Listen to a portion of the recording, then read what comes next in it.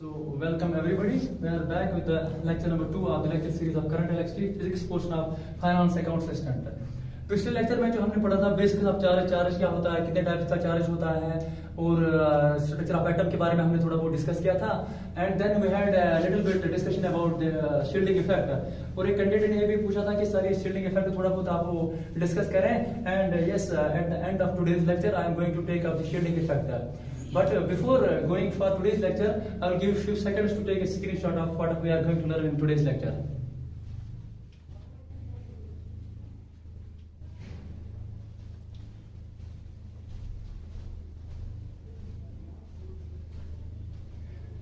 So when you are done with taking screenshot of today's lecture, first of all, in today's lecture, first thing that we are going to discuss is that इसको जो current है, current के related questions पूछने के बहुत ज्यादा chance आते हैं, जैसे एसएसबी हो या कोई भी एग्जाम हो. तो करंट के बारे में जब हम पहले यहाँ पर पढ़ेंगे तो इसकी पहली डेफिनेशन आपको पता होनी चाहिए करंट क्या होती है. करंट को जब हम लेमैन्स की लैंग्वेज में डिफाइन करते हैं तो we define current as the charge flowing per unit time. तो यहाँ पर हमारे पास दो चीजें आ रही थी. रादर वी कैन से दो एंटिटीज आते हैं हमारे पास. One entity is that you call as the charge, second entity you call as the time. So charge is current को जब हम डिस्कस करते हैं we define it as the charge flowing per unit time. So if I am going to represent this current by I am going to represent this current flowing by I and the charge flowing per unit time जो फैल रहा है, जो वहां से निकल रहा है, फ्लो हो रहा है, that is represented by here Q, and the time जो ले रहा है वो फ्लो होने के लिए that is here represented by T. So by definition जो मैंने आपको बताई कि current is defined as charge flowing per unit time.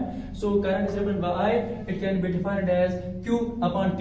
While Q represents the charge flowing, I will write here it represents the charge flowing and T represents कि कितने time में ये charge हमारे पास फ्लो हो रहा है.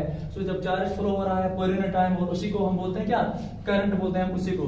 इसका जो उसके बाद पूछा जा सकता है क्वेश्चन कि करंट जो हमारे पास है इसका जो ऐसा यूनिट क्या है, चार्ज का ऐसा यूनिट क्या है और हमारे पास जो टाइम है उसका ऐसा यूनिट क्या है. तो पहले हम देखेंगे यहाँ पर कि हमारे पास जो चार्ज आ रहा है, चार्ज का जो ऐसा यूनिट हमारे पास है, लास्ट लेक्चर में मैंने आपको शायद बताया था कि चार्ज का जो ऐसा यूनिट हमारे पास होता है दैट इज कूलम.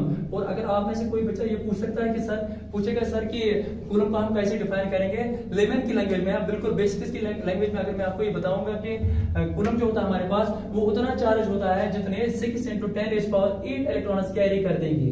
एक कूलम होता है equal to the charge carried by 6 × 10⁸ electrons.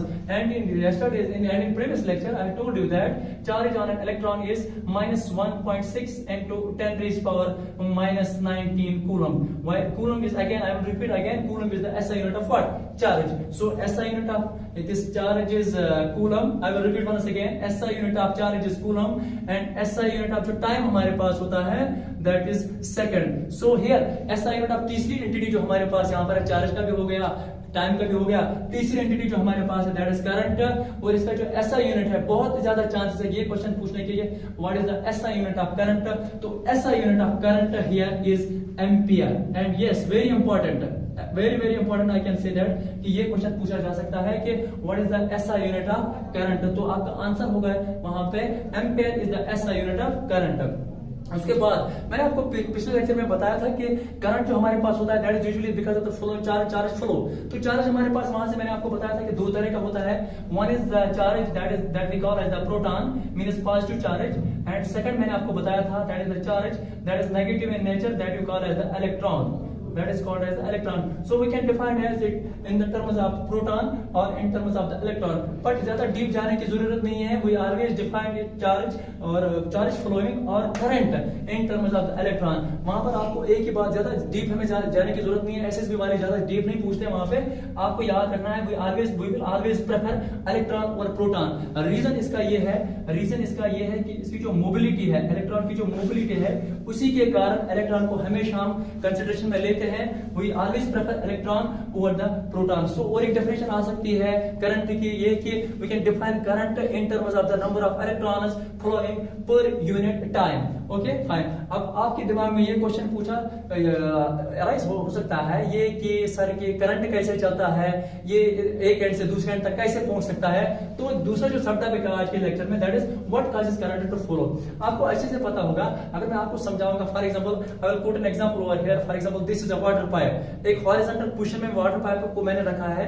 अगर मैं यहाँ से इसमें पानी भरना चाहूंगा, नो डाउट पानी इसमें फ्लो हो जाएगा, पानी इसमें आराम से चल जाएगा। लेकिन if I am going to make it send at some different levels, एक एंड को मैं हाई लेवल पे रखता हूँ, दूसरे एंड को मैं लो लेवल पे रखता हूँ, such that there is some difference in the heights of this terminals of this pipe. तो अगर मैं यहाँ से पानी आप डालने की कोशिश करूंगा, नाउ पानी will easily flow through the pipe. When water is going to flow easily through the pipe, I can say that I can relate this amount of water flowing through the pipe in terms of the charge flowing through the material, and that material you call as the conductor. That material which allows the flow of current easily to pass through it, that you call as the conductor. तो conductor में से हमारे पास current flow हो जाता है इन terms of the electrons. अगर हम बात करेंगे कि एक एंड हमारे पास होता है एक लेवल पे, दूसरा एंड होता है हमारे पास दूसरे लेवल पे। अब यहाँ पर पानी की बात हम नहीं करेंगे, ना we will relate the amount of water flowing through this pipe in terms of the, अगर हम पानी को रिजम्पल करेंगे, we will relate it, rather we can relate this amount of water flowing through the pipe as the amount of charge flowing through a material, that we call as the conductor. अब ये कितना charge वहां से flow हो जाएगा वो depend करेगा इसके टर्मिनल्स के, इस कंडक्टर के टर्मिनल्स के बीच कितना है पोटेंशियल डिफरेंस, कितना क्या है पोटेंशियल डिफरेंस। अभी पोटेंशियल डिफरेंस क्या होगा, आपके दिमाग में ये क्वेश्चन आ सकता है कि सर पोटेंशियल डिफरेंस क्या हो सकता है। पोटेंशियल डिफरेंस सिंपल शब्दों में अगर मैं आपको बताऊंगा, पोटेंशियल डिफरेंस ये हो सकता है कि हमारे पास इस मटेरियल में बहुत सारे चार्ज कैरियर्स हैं। फॉर एग्जांपल इस एंड पे हमारे पास एक चार्ज कैरियर है, उसको इस एंड से लेके यहाँ तक पहुंचाना है, उसको यहाँ से यहाँ तक पहुंचाने में हमें जो वर्क डन करना पड़ेगा, वर्क उसके ऊपर करना पड़ेगा, वही होता है स्टोर उस चार्ज में in the form of I can say in the form of a parameter, rather that parameter will be called as potential difference. Potential difference ही कारण है एक करंट जब चलता है when one charge moves from one end to another end. So I can say that the necessary and essential condition for current to flow is that there should be some potential difference between the two ends of a conductor.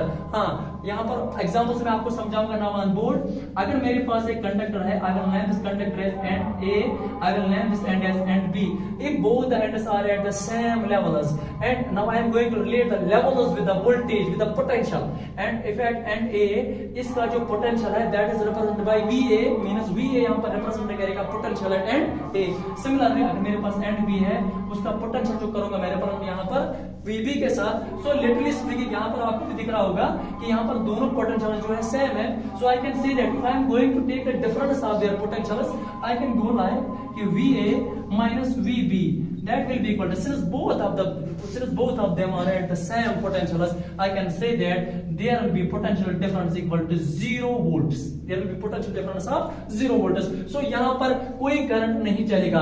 Current को चलने के लिए जो essential and necessary condition ये है कि वहां पर जो पोटेंशियल डिफरेंस है that should be non-zero, that should be not equal to 0. और जब यही पोटेंशियल नॉन जीरो होगा तभी हमारे पास current will flow from high potential to low potential. और इसी पोटेंशियल को हम रिप्रेजेंट करते हैं बाय V के साथ।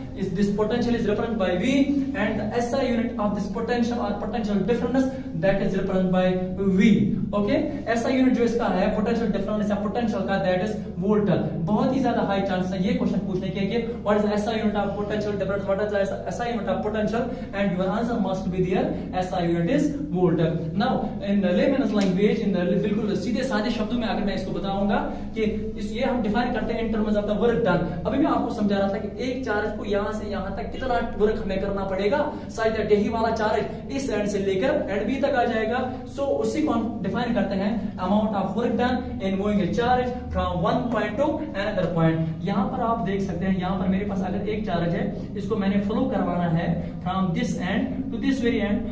अब यही इस पे कितना काम करना पड़ेगा मुझे, how much amount of work I have to do in moving this charge from end A to end B, this amount of work done. जितना मैं इसके ऊपर एक काम कर रहा हूं, this amount of work done is stored in this charge in the form of potential, in the form of potential. So in terms of work done or in terms of the charge, in terms of the voltage, we can relate the things like voltage or potential difference. Voltage is defined as here work done per unit charge. So work done, you know that here we can define it in terms of the work done in moving one charge, जो मैं यहाँ पर भी आपको बता रहा था, one charge from end A to end B, and यहीं से हम निकाल सकते हैं इसके एसआई यूनिट्स। आपको याद करने की बिल्कुल जरूरत नहीं है, आप बिल्कुल अच्छे से इसको समझ लो कि वर्क डन अगर हमारे पास है तो वर्क होगा, तो वर्क का जो एसआई यूनिट हमारे पास है आप लोगों को पता होगा, जिनको नहीं पता है उनके लिए यहां पर मैंने लिखा है कि वर्क का जो एसआई यूनिट है that is joule, and here in the denominator we have the charge, and you know अभी बता रहा था आपको मैं कि चार्ज का जो एसआई यूनिट है दैट इज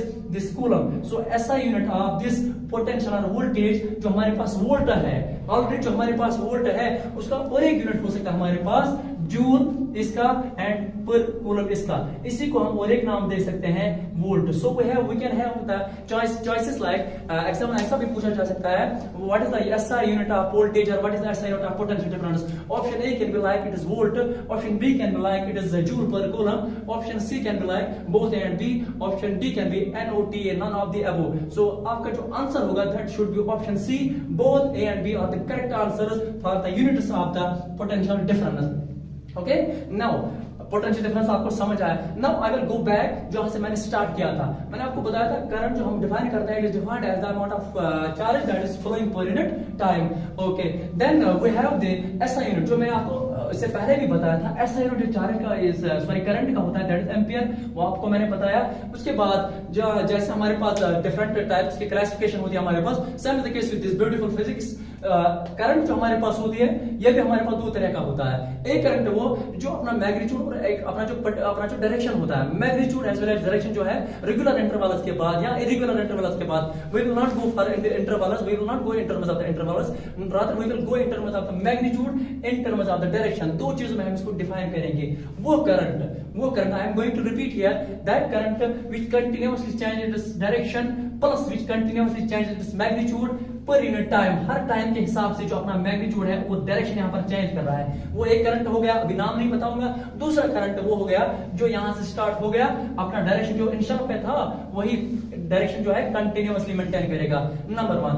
नंबर 2 जो मैंने यहाँ पर भी आपको बताया कि वो करंट है जो अपना एम्पलीट्यूड या मैग्नीट्यूड को मैंने बताया, मैग्नीट्यूड यहाँ पर, एम्पलीट्यूड यहाँ पर from the reference axis will take this time axis, जो मैंने यहाँ पर बताया बेटा, वो we will take this time axis as the reference axis. और इस रेफरेंस एक्सिस की कितना ऊपर है ये, यहाँ से यहाँ पर कितना ऊपर है, यहाँ पर कितना ऊपर है, and this is called as amplitude. जितना यहाँ पर डिस्प्लेसमेंट होगा यहाँ रेफरेंस एक्सिस के ऊपर, उतना we can say more powerful is the current, and we define more powerful current as in terms of the amplitude. So we can say that जितना एक करंट का एम्पलीट्यूड ज्यादा होगा उतना ही हमारे पास करंट क्या होगा, ज्यादा स्ट्रांग होगा। नाउ मैं अभी आपको बता रहा था कि करंट जो हमारे पास होता है दो तरह का होता है। One is called as direct current. I will not going to name that current digital, क्योंकि आपको पहले अच्छे से समझ आनी चाहिए बात। वो करंट जो यहाँ पर अपना मैग्नीट्यूड कंटिन्यूअसली चेंज कर रहा है, और first of all this portion of the current which is flowing like this hump, which is in the form of a hump, it is above the reference axis। let us take a sign convention कि जो भी current का value यहाँ पर होगा, since this is current flowing, जो भी current का value above the reference axis होगा, रेफरेंस एक्सिस हमारे पास यहाँ पर कौन सी एक्सिस है, टाइम एक्सिस हमारे पास। टाइम एक्सिस के ऊपर जो भी हमारे पास पोर्शन आएगा we will take a convention कि हम पॉजिटिव से रिप्रेजेंट करेंगे, उसका मैग्नीट्यूड जो हमारे पास पॉजिटिव से रिप्रेजेंट करेंगे, और जो negative below the reference axis हमारे पास आएगा उसको हम रिप्रेजेंट करेंगे पर negative. And this portion, very important point, this portion of the current, this portion of the current, this half portion I can say which is lying above the reference axis, which is lying above the reference axis, that you call as the crust, that you call as what, that you call as the crust.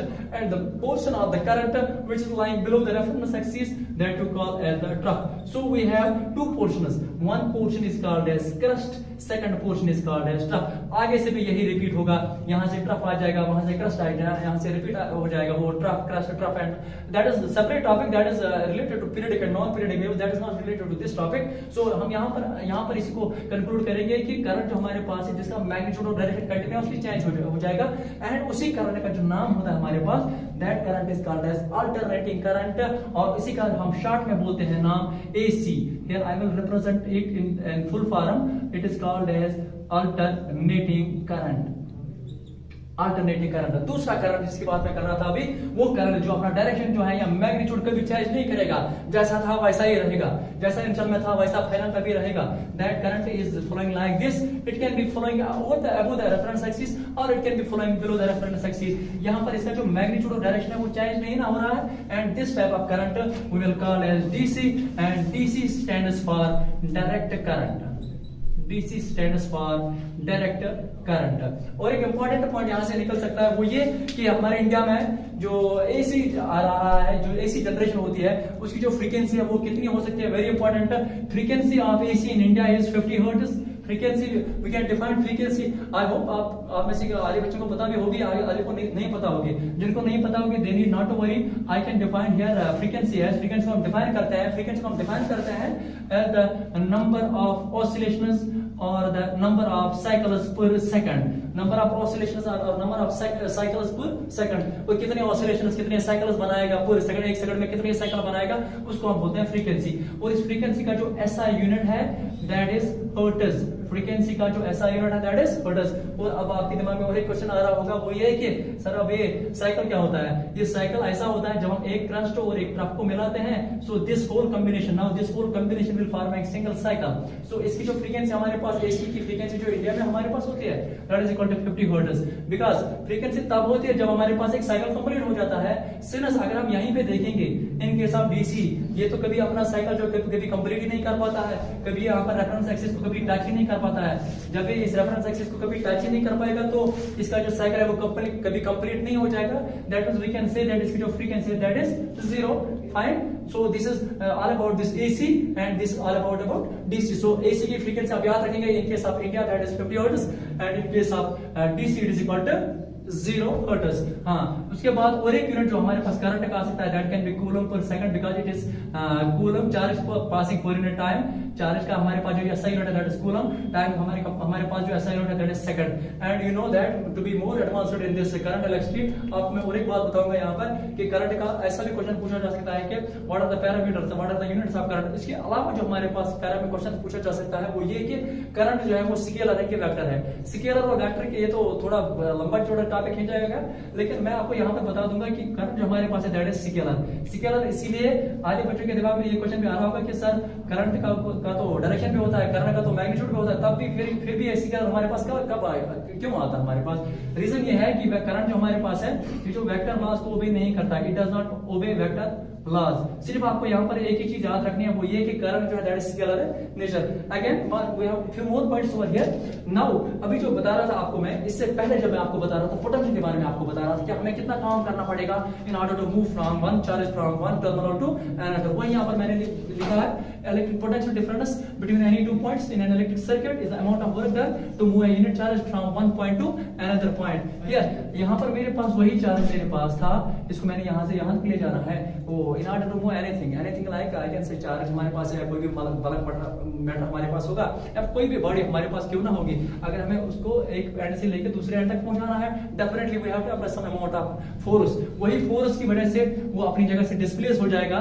Condition ये है कि अगर उसका जो force है that is much greater than the force जो उस body के अंदर है या बाहर है, जितने भी फोर्स उस बॉडी के ऊपर आ रहे हैं, तो वर्क डन तो हमें करना पड़ेगा।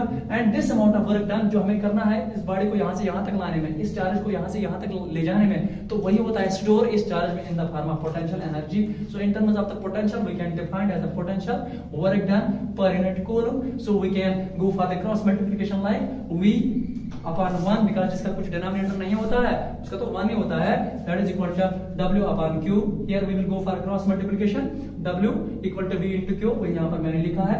एंड अगेन वर्क का जो SI यूनिट है आई will repeat again, that is SI unit इसका जो हमारे पास आता है जूल। आई होप आप सब बच्चों ने यहाँ पर ये अंडरस्टैंड किया होगा जितना हमने ये 2 लेक्चर्स में पढ़ा है। एट द एंड यहाँ पर मेरे पास 2 क्वेश्चंस हैं और मैं जरूरी समझता हूँ कि ये क्वेश्चंस अब आपको आने भी चाहिए, क्योंकि हमने जो बेसिक्स पढ़ा है बिल्कुल base out of the basics I am asking you these questions, rather we will be discussing these questions. Question 1 goes like this, A current of 10 amperes is drawn by a device। एक device हमारे पास से कोई भी device हो सकता है, bulb हो सकता है, हमारे पास फिलामेंट हो सकता है, फिलामेंट बल्ब का ही हो सकता है, या हमारे पास इलेक्ट्रिक आयरन हो सकती है, या कोई भी हमारे पास इलेक्ट्रिकल डिवाइस हो सकता है। वो कितना करंट ड्रा कर रहा है, यहाँ पे 10 एम्पीयर का करंट ड्रा कर रहा है। कितने टाइम में कर रहा है?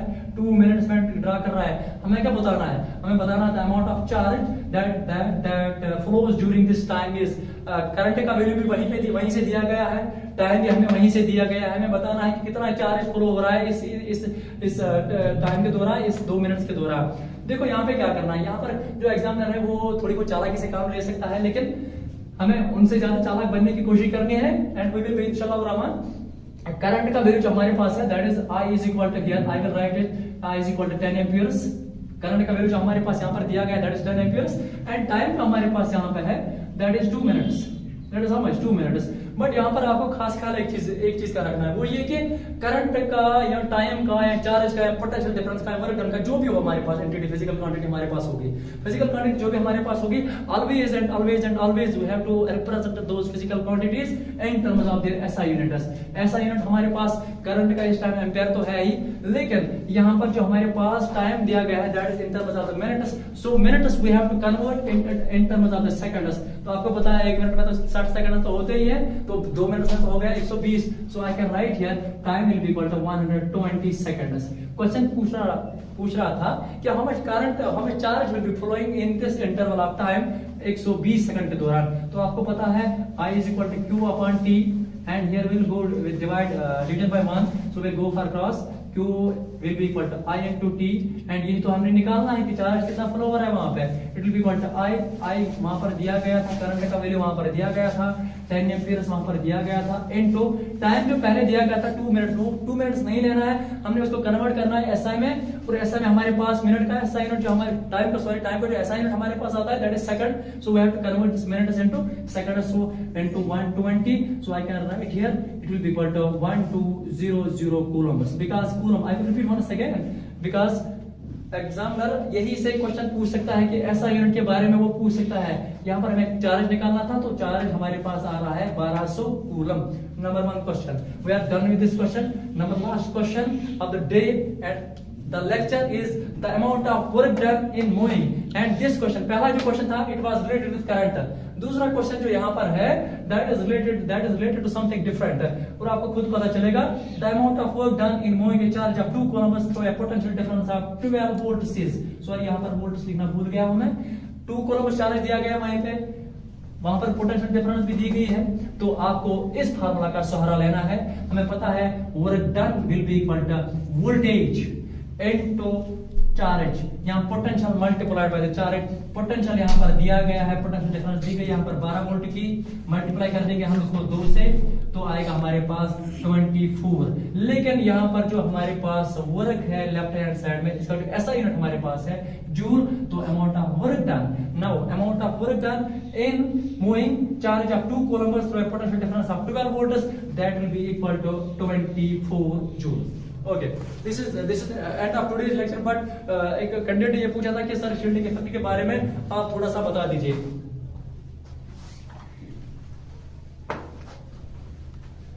And for that candidate you are most welcome to ask queries. Query number 1 is shielding effect.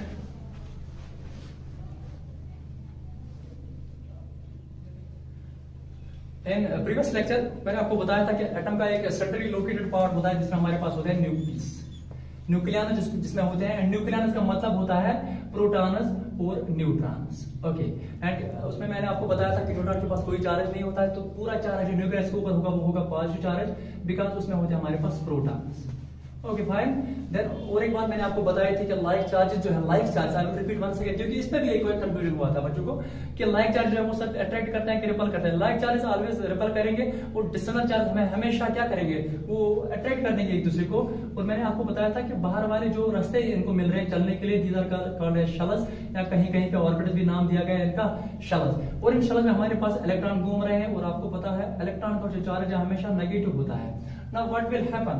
जो इलेक्ट्रॉन इस न्यूक्लियस के पास में से गुजर रहा होगा, the electrons which are revolving around the nucleus close to it, उनके ऊपर तो ज्यादा न्यूक्लियर पुल तो आएगा ना। उसके बाद दूसरे शेल में इलेक्ट्रॉन से, फॉर एग्जांपल दूसरा इलेक्ट्रॉन यहाँ पर दूसरे शेल में है, इसके ऊपर इतना फोर्स नहीं आएगा जितना एक्सपीरियंस किया था इस वाले इलेक्ट्रॉन ने। दैट मीन्स ये वाला फोर्स, न्यूक्लियर फोर्स जो है यहां तक पहुंचने में, ये वाला जो इलेक्ट्रॉन है इसके रास्ते में आ जाता है। उस रास्ते में आ जाने से क्या हो जाएगा, न्यूक्लियस में जो फोर्स होगा उसको थोड़ा बहुत ही बचाएगा ना, इसके ऊपर एक्सपीरियंस करने से, ये जो कितना एक्सपीरियंस करेगा यहाँ से। दैट मीन्स ये इलेक्ट्रॉन जो मेरे पास यहाँ पे था, ये पूरा न्यूक्लियर फुल एक्सपीरियंस नहीं करता है, because of this very electron जो इसके रास्ते में आ गया। एंड दिस वे जब एक इलेक्ट्रॉन खुद को बचाता है, न्यूक्लियर पूल से बचाता है खुद को, जब इसके रास्ते में आ जाते हैं बाकी electrons, this effect is called as shielding effect. I will quote an example like in winter का सीजन तो कश्मीर में जा रहा है ना, तो विंटर्स में हम क्या करते हैं, we put on large amount of this clothes के ज्यादा वो पहनते जब हम, तो क्या करता है जितने ज्यादा क्लोथ्स हम पहनते हैं तो उतनी ज्यादा सर्दी नहीं पहुंचती है।